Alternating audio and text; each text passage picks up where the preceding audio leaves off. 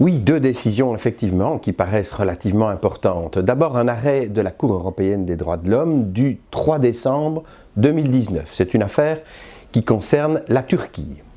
Des perquisitions sont effectuées dans le cabinet d'un avocat qui est soupçonné de lien avec des mouvances que les Turcs appellent terroristes, des mouvances kurdes quoi.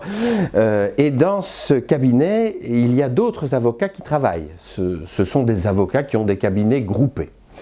Les saisies vont porter sur les données électroniques qui se trouvent dans le cabinet, dans les ordinateurs utilisés par l'avocat visé par la perquisition, mais aussi sur les données électroniques qui se trouvent dans les ordinateurs des autres avocats. Et ceux-ci vont immédiatement contester cette saisie en disant « ce n'est pas l'ordinateur de l'avocat visé, mais ce sont les nôtres ». Ils vont poursuivre, la saisie a malgré tout lieu, mais les avocats vont poursuivre leur offensive pour obtenir la restitution de leurs données et finalement ils ne l'obtiendront pas de l'État turc.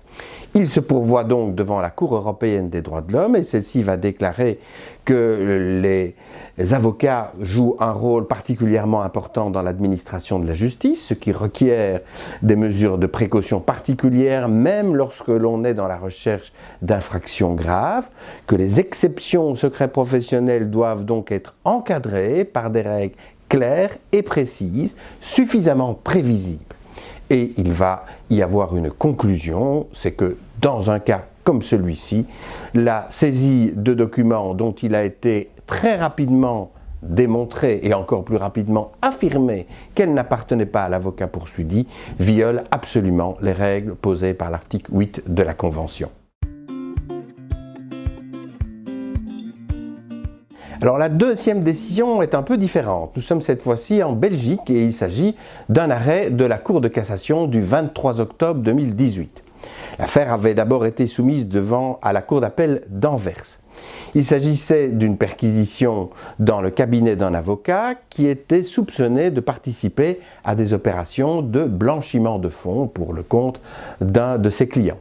Un délégué du bâtonnier était présent lors de cette perquisition et celui-ci a estimé qu'un certain nombre de documents que le juge d'instruction se proposait de saisir étaient couverts par le secret professionnel. Le juge d'instruction a décidé de passer outre et de saisir néanmoins ces documents dans la mesure où, selon lui, il établissait donc la participation de l'avocat à l'infraction reprochée. Cette solution est assez classique. Le secret professionnel ne couvre pas des activités délictueuses d'un avocat. Là où l'avocat participe à un délit, il n'est pas couvert par le secret professionnel.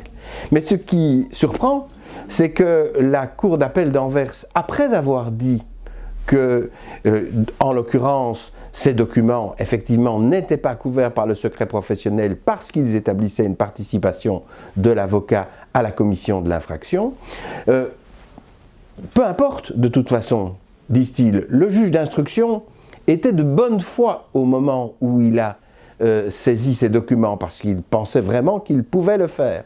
Et dès lors, même s'il devait apparaître à la suite qu'ils n'auraient pas dû être saisis parce qu'ils étaient couverts par le secret professionnel, cette bonne foi du juge d'instruction permettait de valider la saisie, les documents pouvant, ajoute la Cour d'appel d'Anvers, être discutés devant les juridictions de fond par l'avocat en question.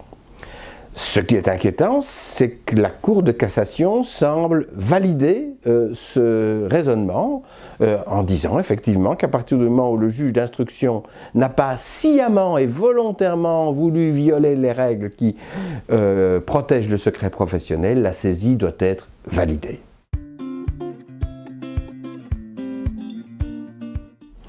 Mais c'est un peu ça qui m'inquiète, parce que on a un peu l'impression que la Cour de cassation dit au juge d'instruction « ignorez le droit et vos saisies seront validées ». On peut quand même difficilement admettre que parce qu'un juge d'instruction aurait violé involontairement les règles de preuve, une saisie d'un document pourrait être validée alors que ce document était couvert par le secret professionnel. C'est ce que je me permets de faire observer dans la note d'observation que j'ai consacrée à cet arrêt.